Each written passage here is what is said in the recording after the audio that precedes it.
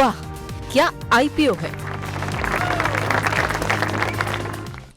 तो आशा ma'am, IPO market पे बातचीत तो ज़रूरी है करना आपसे, और बाज़ार भी बहुत ज़्यादा गुलजार है इस समय, और आगे तो और ज़्यादा आईपीओ आ ही रहे हैं, तो उस पर तो हम बातचीत आपसे करते ही रहेंगे सोमवार को या अगले हफ्ते में, मल्टीपल टाइम इनफैक्ट।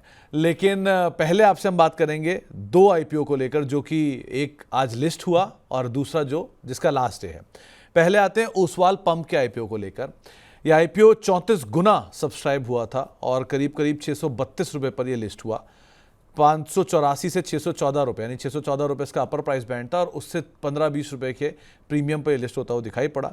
1387 करोड़ रुपए कंपनी ने जुटाए थे, 890 करोड़ रुपए फ्रेश इशू था और बाकी ओएफएस था। और कंपनी ने टेबल पे कुछ तो छोड़ा था, लेकिन ग्रे मार्केट प्रीमियम और एक्चुअल प्रीमियम की सिचुएशन में थोड़ा वेरिएशन दिखाई पड़ा। अब जिनके पास भी ओसवाल पंप के आईपीओ के शेयर अलॉटेड है, वो क्या करें, पहला सवाल। जो लोग आज नई लिस्टिंग देखकर उतरना चाह रहे हैं, वो क्या करें, दूसरा सवाल।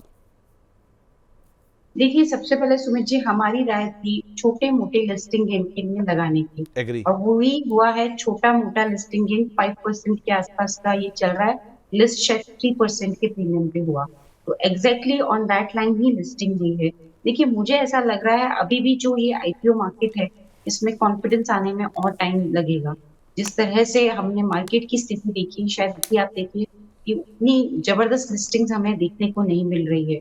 ओसवाल पंप में सब्सक्रिप्शन बहुत सॉलिड था, अगर आपने देखा हो, क्यूआईबीज, और काफी अच्छा सब्सक्रिप्शन क्यूआईबी के द्वारा और टोटल इशू हुआ, बट फिर भी लिस्टिंग के हिसाब उस हिसाब का नहीं था।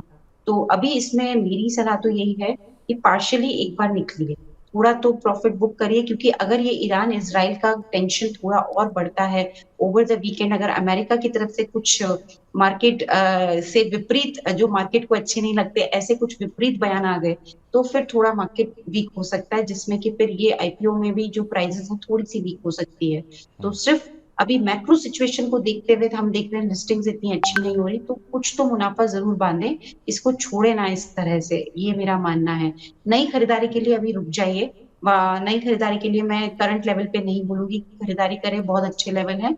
थोड़ा सा नीचे आएगा तभी हम नई खरीदारी का मन बनाएंगे। सो नई खरीदारी अभी इस पे नहीं करनी है, देखेंगे 625 620 के जोन में, तो तब नई खरीदारी का मौका बनाइए, 640 पे ना करें। लेकिन कुछ मुनाफा जरूर वसूल करना चाहिए, क्योंकि मैक्रो सिचुएशन अभी भी इतनी अच्छी नहीं है, मार्केट के फेवर में नहीं है। तो उन्होंने अभी के लिए, अगर आप नई खरीदारी करने की इच्छा रख रहे हैं तो अवॉइड करिए। अगर आप लिस्टिंग में आपको अलॉटमेंट हुआ है, तो आप थोड़ा सा एटलीस्ट मुनाफा लेकर निकल सकते हैं। तो ये पहला आईपीओ जो लिस्ट हुआ उसकी बात। अब आते हैं दूसरे आईपीओ पर, वो है आरएस इंफ्रा का आईपीओ। आरएस इंफ्रा के आईपीओ का आज तीसरा दिन है और फाइनल डे आज है, और फाइनल डे में प्राइस बैंड आपके सामने है, 210 से लेकर 212 रुपये के आसपास का प्राइस बैंड है। 500 करोड़ रुपये जुटाने की योजना है, और अब तक यह आईपीओ करीब करीब 2.5 गुना सब्सक्राइब हो भी चुका है। आज इसका थर्ड डे है, और यह आईपीओ जो सब्सक्राइब हुआ है वो करीब करीब 2.5 गुना के आसपास सब्सक्राइब हो भी चुका है। सो आस्था मैम, करना क्या चाहिए? जो डे 3 है 2.21 टाइम सब्सक्राइब हो चुका है। B2B कारोबार में एक कंपनी है, कंस्ट्रक्शन इंफ्रा के लिए प्लेटफॉर्म प्रोवाइड कराती है, बहुत पुरानी हिस्ट्री नहीं है, और पिछले साल ही घाटे से मुनाफे में आई है। अभी क्या किया जाए?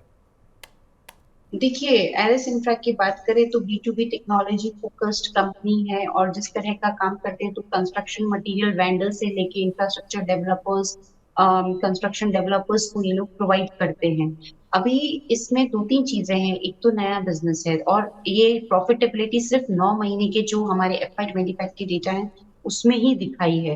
तो क्या ये सस्टेन करेगी, ये एक देखने वाली बात होगी। दूसरी तरफ वैल्यूएशन, क्योंकि आप अगर 9 महीनों में ही प्रॉफिटेबिलिटी आई है, तो उस हिसाब से ये एकदम जिसे हम कहते हैं ऑब्वियस सी बात है कि वैल्यूएशन ज्यादा लगेंगे, तो वैल्यूएशन ज्यादा लगते हैं। तीसरी तरफ वर्किंग कैपिटल इंटेंसिटी काफी ज्यादा है इनके बिजनेस में, वो एक पॉइंट लगता है।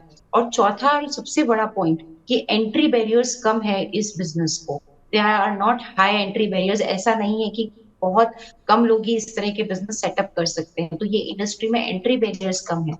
तो ये सब चीजों को देखते हुए मेरी सलाह तो यही है कि इसे एक बार रहने दें, क्योंकि ज्यादातर जो व्यू रहता है वो लिस्टिंग गेन के लिए ही रहता है हमारे रिटेल निवेशकों का। और मैं लिस्टिंग गेन के हिसाब से एक बार इसमें रहने देने की सलाह दे रही हूँ, या कि नहीं लगाएं तो भी चलेगा। लॉन्ग टर्म का नजरिया रखते हैं तो एक अलग बात है, लेकिन मेरे हिसाब से अगर लिस्टिंग गेन के हिसाब से है तो बिल्कुल इस आईपीओ में एक बार छोड़ा जा सकता है, इसमें पैसे ना भी लगाएं तो चलेगा।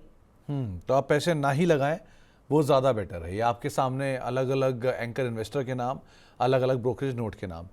तो ये एक और राय आपको दी गई है। ब्रोकरेज हाउस में कुछ सब्सक्राइब की राय दे रहे हैं, कुछ न्यूट्रल है, लेकिन आस्था मैम की राय है कि आप इसमें पैसे ना लगाएं, वो ज़्यादा बेटर है।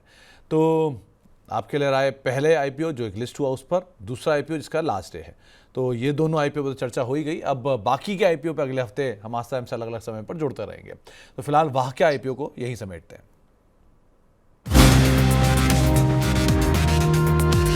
वाह क्या आईपीओ है।